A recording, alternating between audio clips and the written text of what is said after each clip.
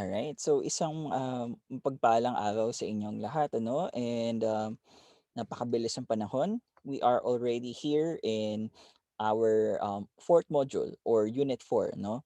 And this part will be talking about the life of Rizal. So since this particular lecture is long, no, uh, I've decided to divide it into three videos, no, so that medyo digestible yung bawat parts and hindi kayo ma-lost, no, as you are watching this recorded lecture. Okay. So, onting preview lang sa naisipan kong approach on teaching this, no. Well, one thing kasi is it's always been the usual way of teaching Rizal's life, ano, focusing on the chronicles, the years, things that have happened to him over the time. But I wanted to have a different approach, I want to give it a different perspective, and that is, by adding the element of geography. So, using geography, we're going to explore Rizal's life by looking at the places he'd been to and how significant are these places to that particular event in his life. So, that's how are we going to do it. So, let's begin with this very special quote I took, from Abraham Verghese. Um, it says, "Geography is destiny." Okay. Siguro one thing we can understand from this very quote is that geography itself leads you to your destiny. Not to say that destiny is something that's already created prior to your existence. I think geography is much more of how you create, no, your existence. Do you make it worthwhile? Do you make it unforgettable? Okay, and definitely geography has a lot to do with that, because the places you've been to or places you're longing to visit or to go to, are all integral parts of the life that you have crafted for yourself. So um here it's really ano, no, unavoidable that we get to see that the places, the concept of spaces, areas we've been to are very integral to the kind of life we decided to have, no. So, bakit geographical yung approach ko? Kasi ayun nga, no, it's always the conventional way and I don't wanna go there, no. Um, a lot of students find result boring because, it's all about the life of a person. Sa kabila nung fact na si Rizal yung pinag-aaralin nila, of course, we cannot really deny that a lot of learners, especially from the newer generations, they tend to find it uninteresting, no, kasi probably it's not because of the subject but it's because of the approach. Kaya we will be talking about Rizal's life by going through the places he have been to that might have greatly influenced him to be the person we knew ever since. And also, I really work hard to create this lecture, no, kasi talagang ni-research ko yung mga flags and icons, no, that represent the particular place Rizal had been to during that particular time, no. So proper yung contextualization natin. Again, it's an important job to contextualize and we will go to the places as if we are Rizal himself and we'll visit these places on that very time or on that very particular moment. So expect that there are certain names that you may find unfamiliar. All right. So before we proceed, no, I just want to sit on this part. Um, let's talk about this name, no. It's very long and for years ang dami nagtuturo ng Rizal na pinapa-memorize nila to sa students nila and for me it's unnecessary. Though okay namang pag-aralan siya or pasadahan, 'no, and for me it's a very trivial matter to memorize it. But of course hindi na siya trivial 'pag inalam natin yung bawat part. So tingnan natin. So the name, or I mean, sorry, the extension, no, the title doctor, no, is out of his completion of his medical course in Spain na una niyang sinimulan sa UST. So, contrary to popular opinion, hindi lang po isang degree yung natapos niya, kundi dalawa. Okay? So, he was able to get a licensure in medicine, and he was also able to get a degree in arts and letters, no. So two universities yung pinasukan niya, so cross enrollment ang nangyari. All right, Jose is basically Joseph, no, from the Holy Family, and it is chosen for him as his name because his mother, Dona Chodora, is a devotee, no, of San Jose or Saint Joseph. Protasio, okay, comes from Hervasio P, no, and it's derived from a Christian calendar. So it's a name, no, of one of the saints, or the early Christians back then. Mercado is a surname, no, ng family na to. It's their primary surname. They adopted it in 1731, no, and by Domingo Lamco. He is the paternal great great grandfather of Jose Rizal, no. So siya yung pinaka puno nung pamilya na Rizal. So, bakit po adopted? Since surnames were not compulsory before, no, and people could just literally pick any surname they want as soon as they get baptized, no. Yeah, they can pick any surname they want. So, pinili ni Domingo Lamco is Mercado. And from then on, pinasa niya na ng pinasa ito sa kanyang mga descendants. Okay.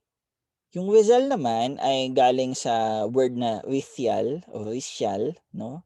It's a Spanish term, meaning a field where wheat cut still green sprouts again. Okay, so napaka-metaphoric ng meaning ng Rizal, and nagbago lang yung kanyang form into Rizal. So naging part yan ng kanilang surname, no? But they rarely use it. Alonzo is a surname from Doña Tudora. Yan. So, mother side na yan, ano, starting from the Alonzo part. Okay? And E means and Realonda.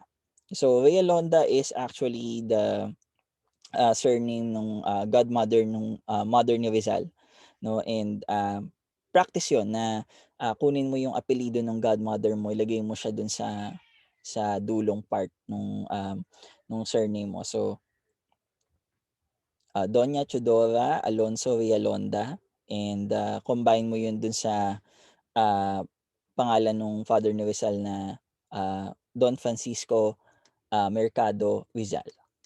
So, yep, yun yung meaning behind that very, very long name. So, it's actually a combination of the name of or surnames he got from his father and his mother.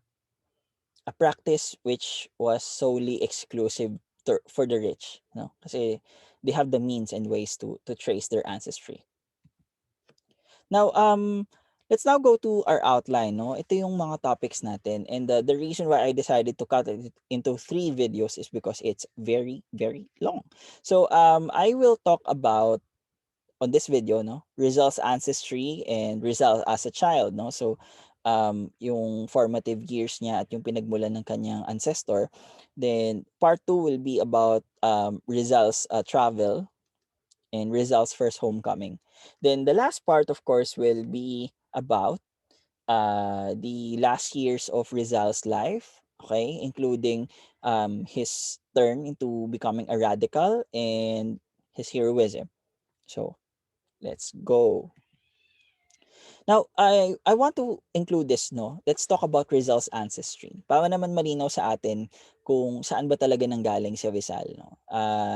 In terms of his bloodline and his kinship, no? Yung kanyang relationship sa kanyang family. So, we'll start as early as the 1600s.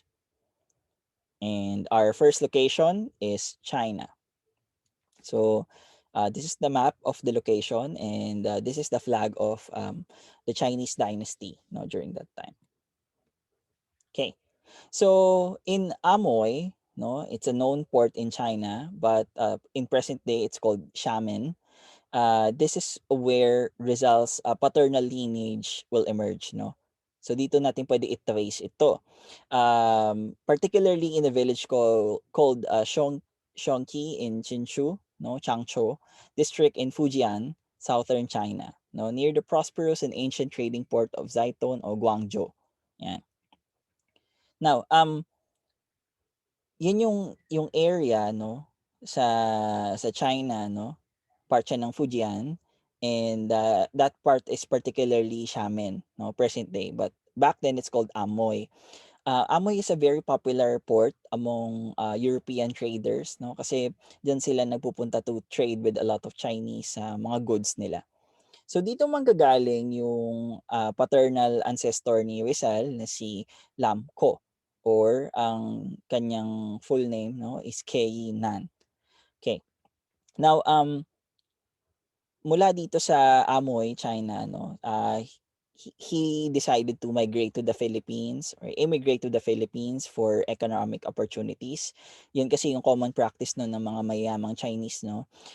They usually take their capital out of China because of the instability there or, naghahanap din sila ng areas with lesser competition and they will start to invest in, other nearby areas. So, since, harmonious naman nun yung foreign relations back then ano, parang, it's super easy for them to just, travel.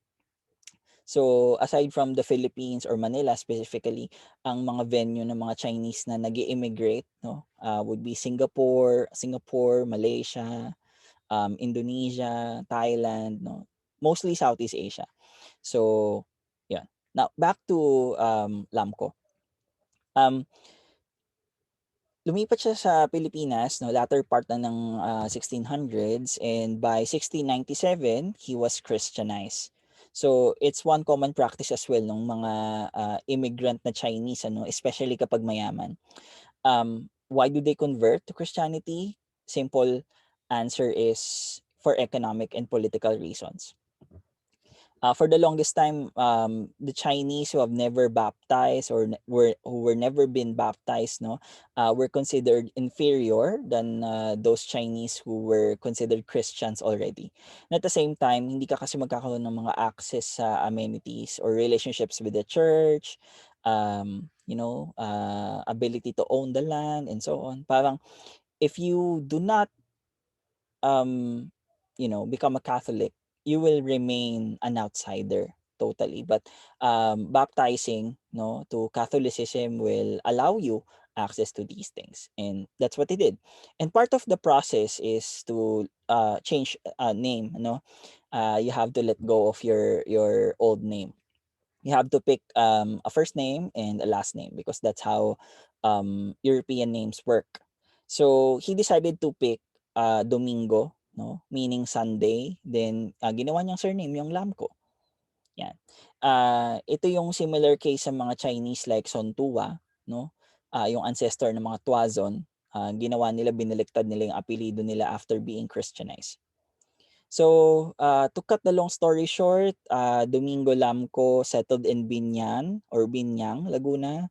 And since affluent na nga siya paglipat niya dito, ano, he further built his way up. And when he had his family already, part na sila nung kinoconsider na affluent doon sa area na yon. And by 1731, no, he suddenly adopted the surname Mercado and eventually it became part of their surname. Yan. So kung may nagtatanong, "Sir, ba't nawala yung lam ko?" Definitely natabunan siya nung surname. Kasi ah, yung Domingo lam ko kasi first generation siya 'no. So eventually magiging problem nila nun kapag nagkaroon na sila ng anak 'no, the surname na ipapasa nila. Though puwede naman din kasing ipasa yung lam ko ano, they still decided to, adopt another surname and that surname is Mercado. So let's talk about the pictures. So this is a European map of China. So obviously European kasi yung style ng writing, ng calligraphy, yung strokes and syempre yung ano, yung um labels ng map, no? As well as the perspective, no? Yan. Then, picture below is the alleged picture of Rizal's father, Francisco Mercado. But it's still alleged in a sense na, ayun nga, they were questioning how he was able to, have that particular picture. But circulated all over the net yan. Now, what's interesting here is that um, Rizal's relationship with China is still lingering. For instance, sa Xiamen, merong Rizal Park doon. It's very big. It's bigger than Luneta. And you have a statue similar to that of Luneta. And hindi lang yan, ano? Even yung yung descendants ni Lamco, no? They celebrate Rizal's birthday in martyrdom. Kasi they are aware that from that particular village na kamag-anak nila, nanggaling yung ancestor ni Rizal. So, yeah, they do that. And not only na for Rizal, ano, ang daming mga Filipinos na nire-recognize yung Chinese ancestry ng mga counterparts nila sa China. No? So you have Cory Aquino, Leni Robredo, yan. Yung mga may Chinese ancestry. Who else? Ang dami, no?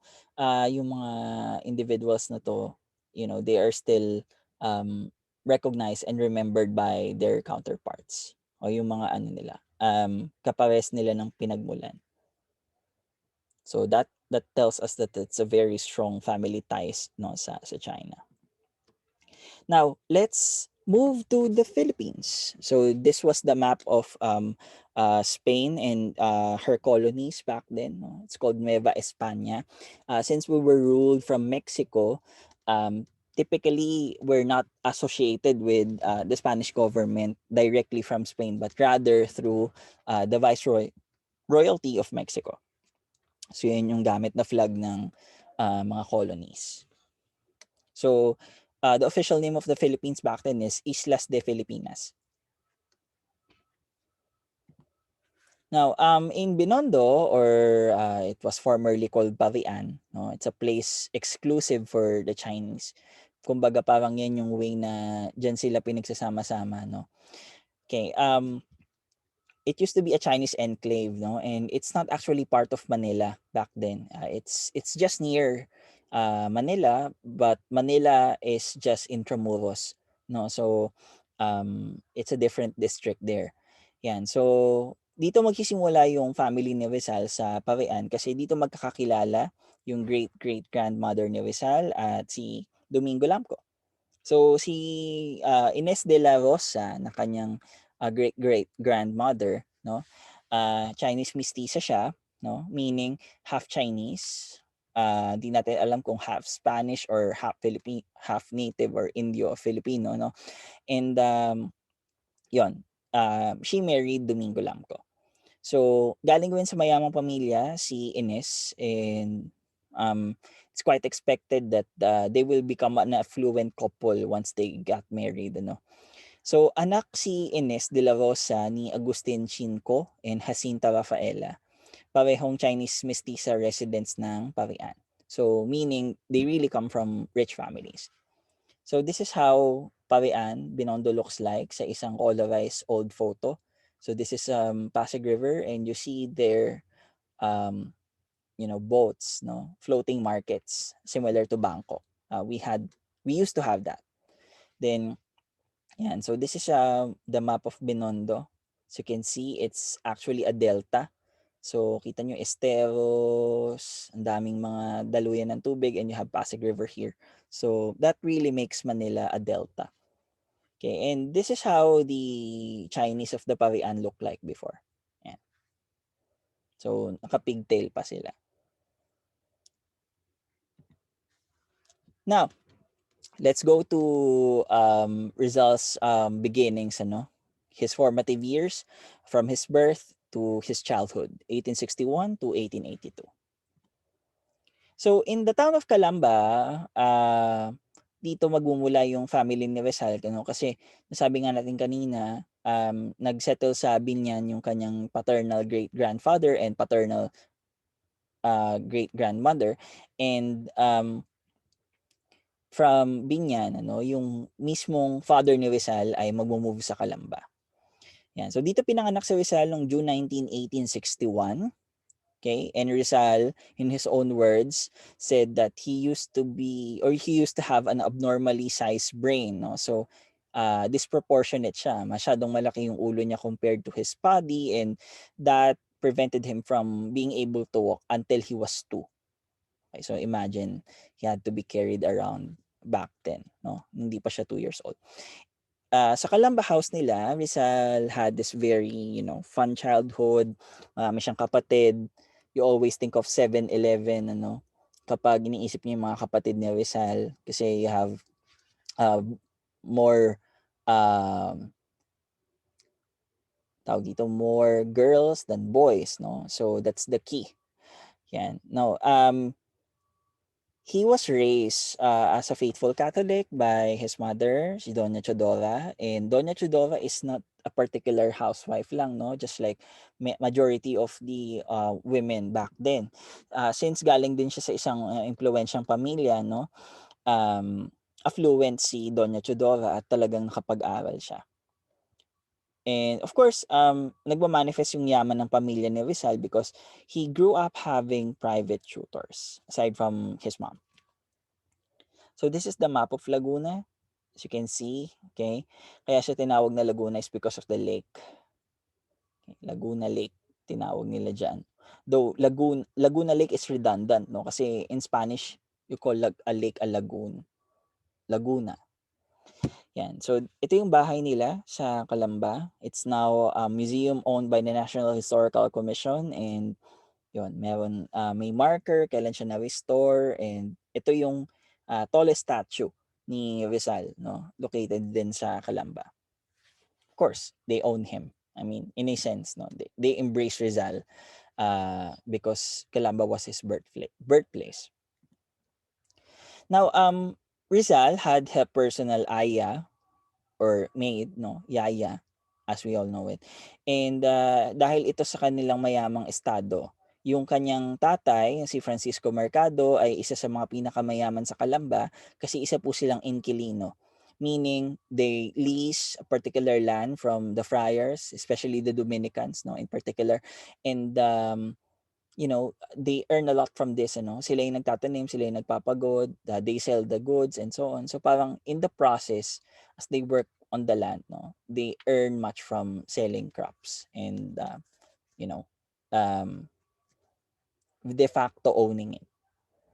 Now, part sila ng elite, no, kasi nga po they had a lot of privileges back then. Yun, kaya nga nilang magyaya, kaya nilang magpa-tutor ng bata, considering na ang laking family nila. And it even went to a point where his father's classmate, Leon Monroy, no, was assigned to become Rizal's private tutor na nagturo sa kanya ng basic reading, writing, and Latin. So, ganun sila kayaman. Now, in Binyan, significant din naman ito kasi dito nga po manggagaling din yung maternal side ni Rizal, ano? So, similar to the Mercados, na nag-settle din sa Binyan. So, si Doña Chodora na kanyang ina ay linked sa prominent upper-class maternal grandfathers who have been politicians in the town.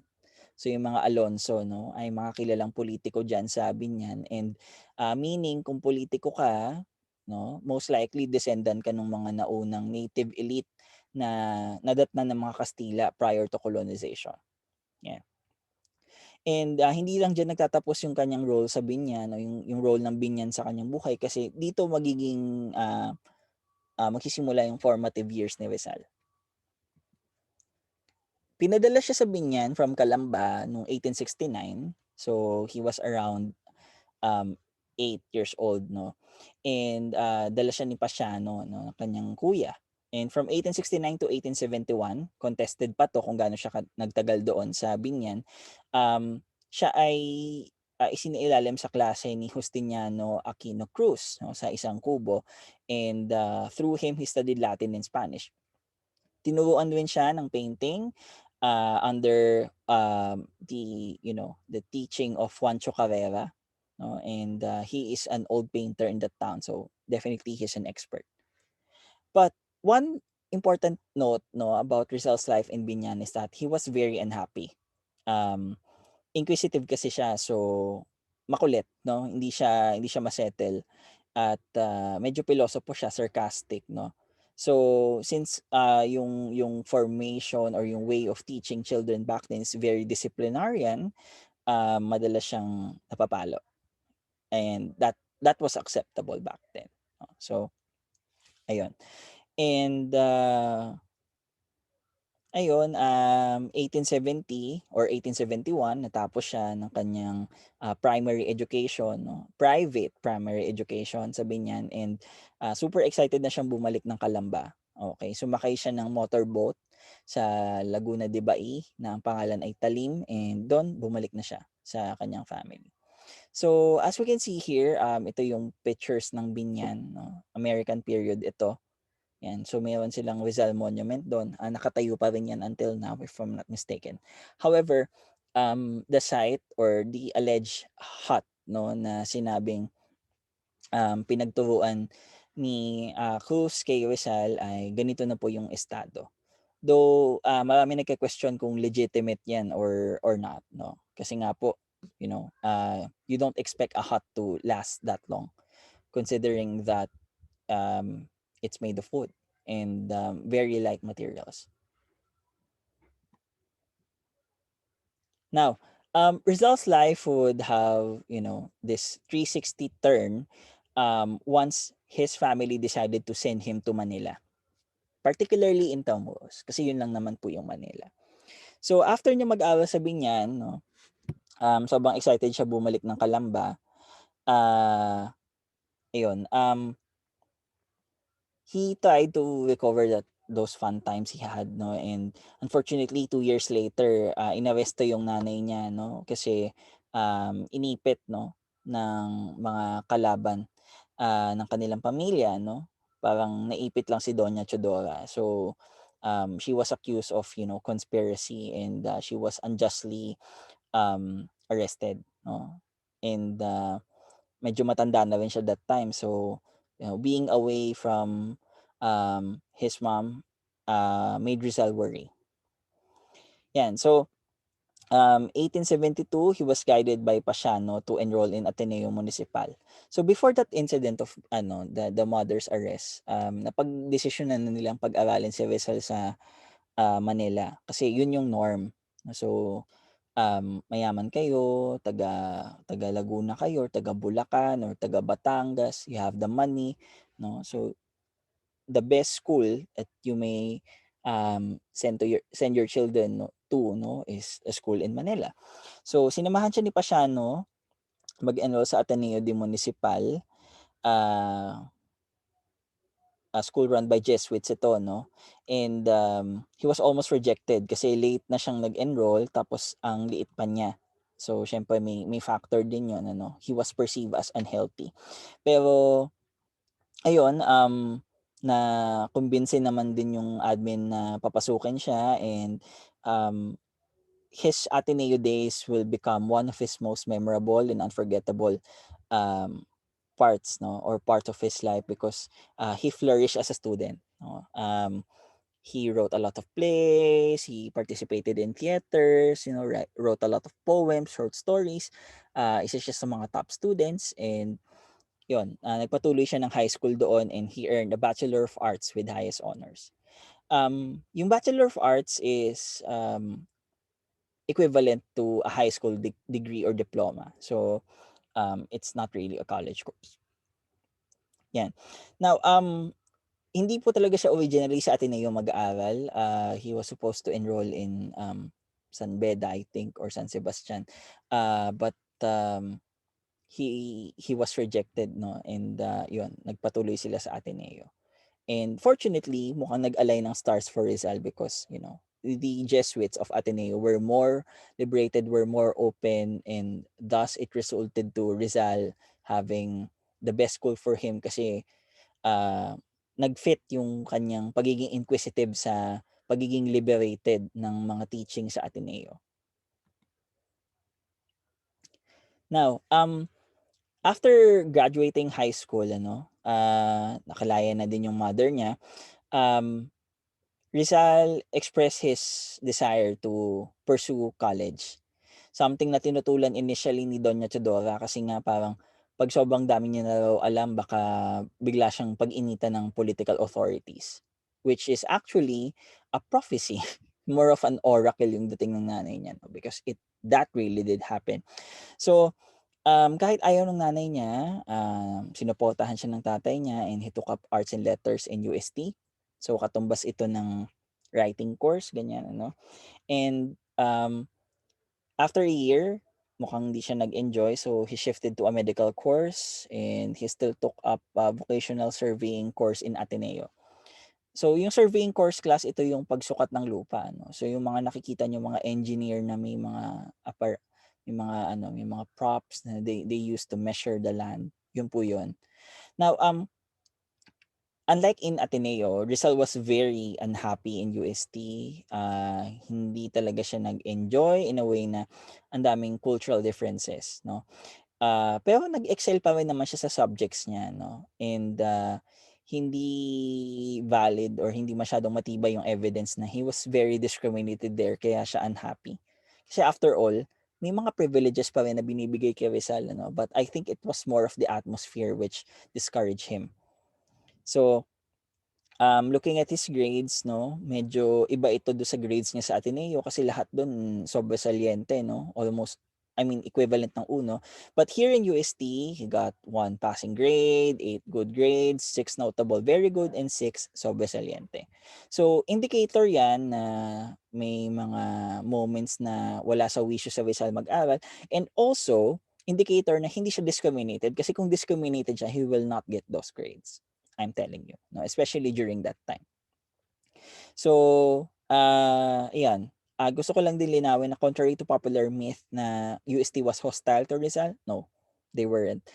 He landed in the second place by the fourth year of his medical studies, no, and eventually hindi niya tinapos yung medicine, nasa fourth year na siya, kasi gusto niya ipagpatuloy yung medicine sa Spain, no? But until now, those reasons were very much unclear kasi hindi niya din na-address ito sa classmates niya, no? At maging sa admin ng UST, no? By looking all of those documents. So it was pretty much unclear why did he decided to stop and continue his studies sa Spain. So ito yung picture ni Rizal when he was in Manila, yan, 1879. Then, ito naman po ang UST nung time na yun, ano. It was inside Intramuros. Okay. So, at this juncture, ngayon nakarating na tayo ng Manila at nasuyo din natin um, yung yung buhay ni Rizal bilang estudyante, no? Kung saan he was able to have this private education in Binyan. He had this childhood in Calamba, and yung maturity niya, no, yung pag-grow niya bilang isang student at thinker ay binuhay ng Manila. So I'll cut for this part and we'll talk about the second video, no, which talks about Rizal as a knowledge seeker. Okay, his travel to Europe and his enlightenment, 1882 to 1887.